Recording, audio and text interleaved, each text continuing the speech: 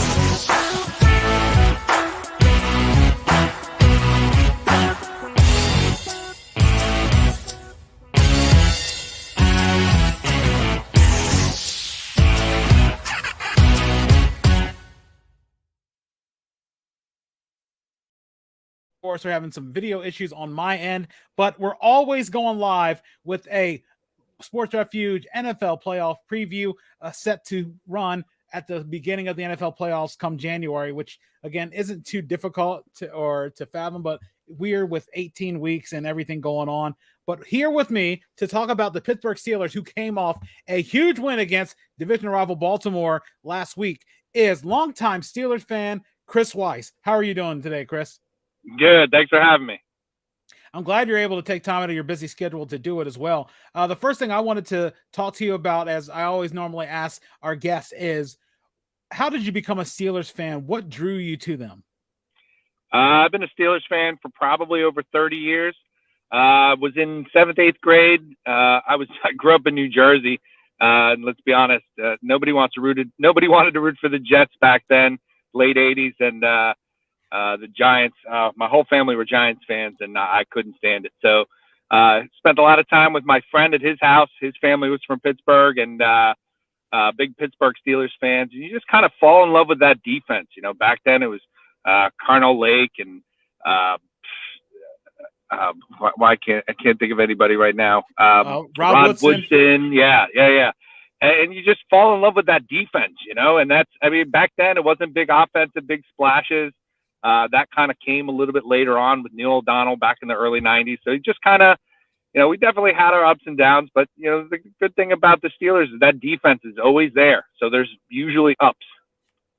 Oh, yeah, definitely when it comes to that. One of the next things I want to ask you is to you, what is your most memorable moment as a Steelers fan? There's a lot. Pretty much every play Troy Polamalu made.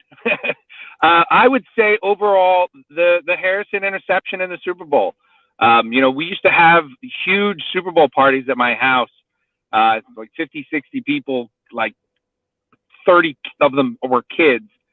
We used to put movies on in the garage, on the back of the garage. We used to have all the kids would bring their bikes and they'd drive in movie theaters. And I was on my way to the kitchen to go set something up. And then I heard like something was like, they were like playing something, and I was walking back in.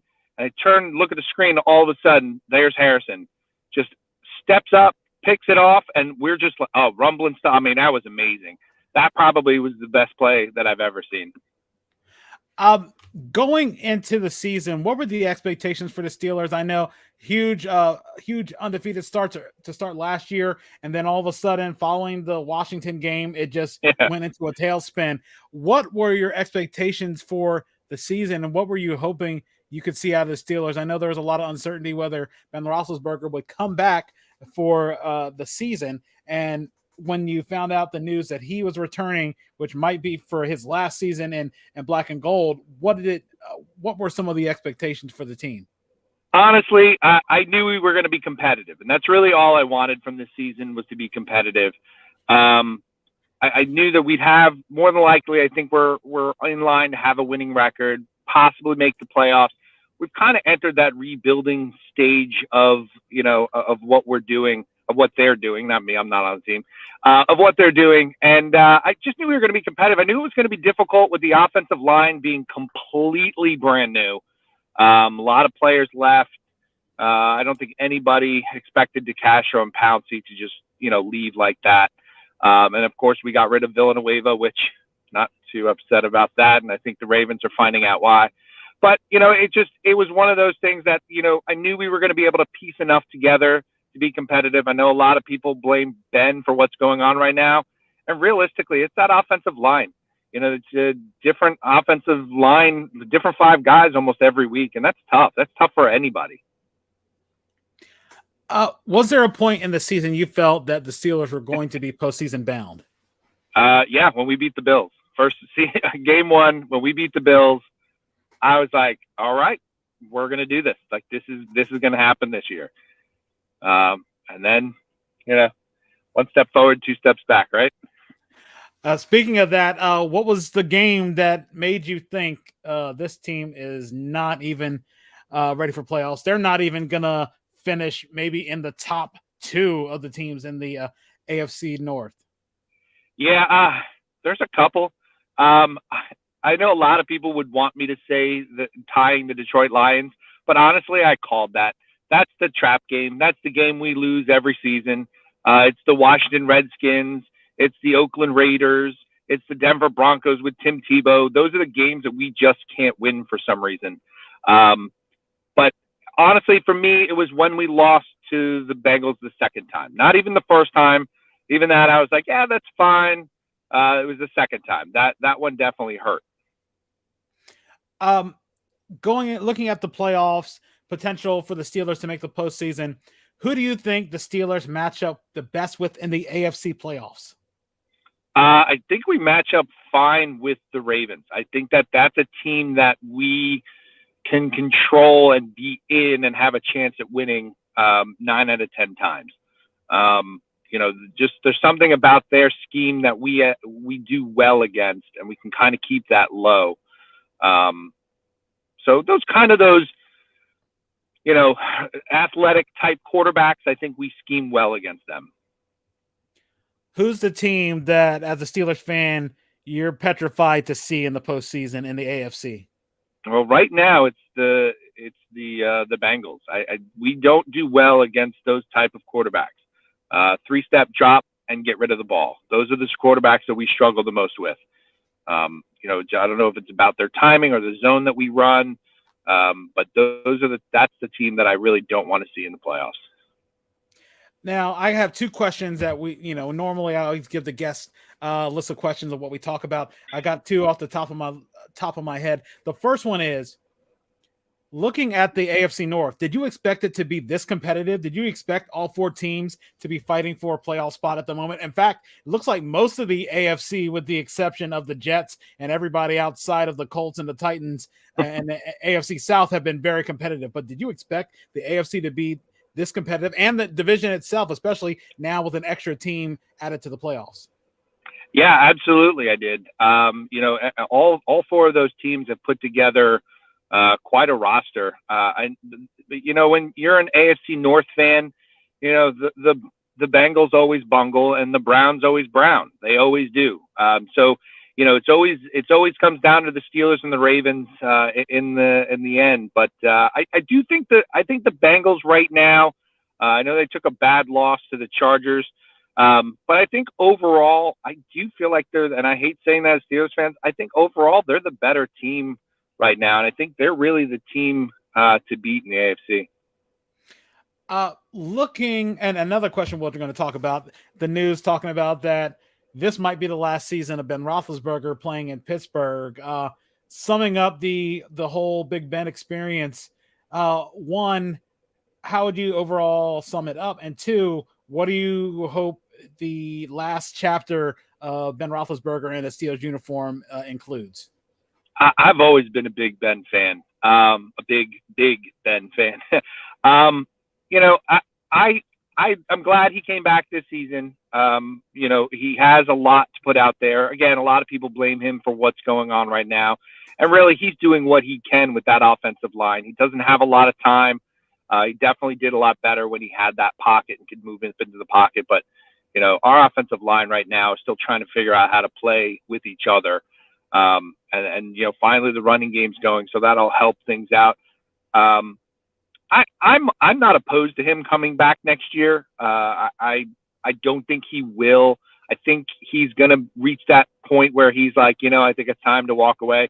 I'm honestly not opposed to him returning next year, and really kind of giving somebody other than who we have on our backups, a chance to learn under his tutelage.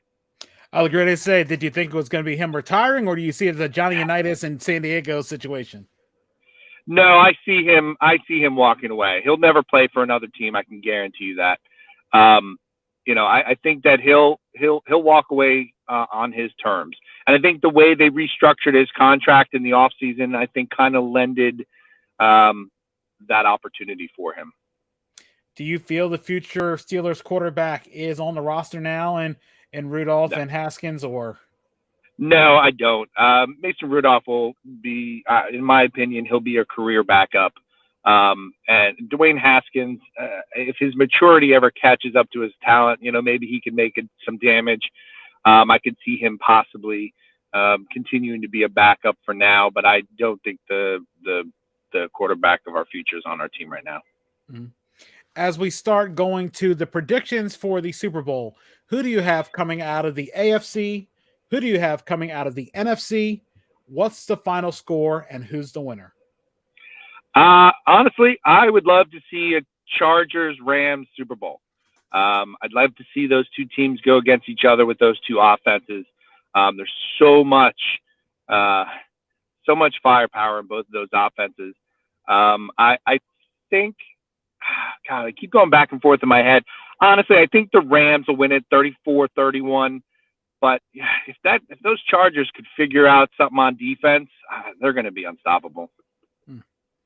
As we start to wrap this up, and what we'll do is following this, we'll stay in the live studio room and conclude this and just talk some debriefing stuff. Do you have any shout outs you want to give to anyone? What are ways people can reach out to you on social media to talk about Steelers football? I'm only on Facebook. I'm on some just because of my kids, but I don't do much on social media. I think social media is the devil. No offense to podcasts. I love podcasts. But just on Facebook. I'll give a shout out to Mike Brittingham. He's the guy who kind of linked me into this, guy I've been working with for the last couple of years. So good guy. And he's a Ravens fan, and we're friends, so go figure. Hey, it happens. I know a husband and wife who are Browns and Steelers fans. Yeah. That's interesting. They always know who has the upper hand in that household. Yeah, the loser of the series has to watch the games in the garage while the winner of the series watches in the living room. And nice. I was talking to the Browns fan Monday as well. But before we wrap this up, I really appreciate you guys tuning in to watching the podcast. We have a few more games lined up as well. A few more interviews lined up as well. We'll be talking Dolphins with Brandon Burns. We'll be talking Tennessee Titans with Jason Bruce, and we'll schedule those out. We'll let you know when those are coming. Jason Bruce is also an old friend of mine. I tell you, it's a small world. It really is a small world. But for everybody who's been watching, I want to thank my guest again, Chris Weiss. And listen, when Jason Bruce tells you the Tennessee Titans are winning the Super Bowl, he says it every year.